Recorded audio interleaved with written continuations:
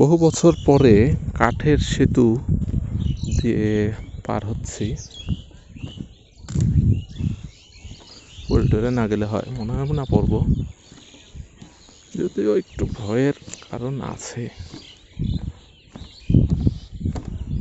না, মোটামুটি শক্ত।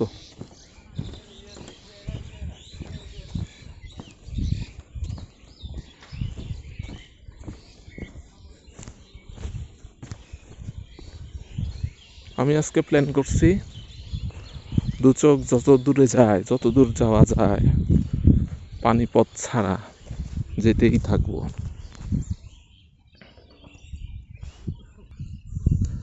আমি এখন একটু বিয়ার গ্রিলস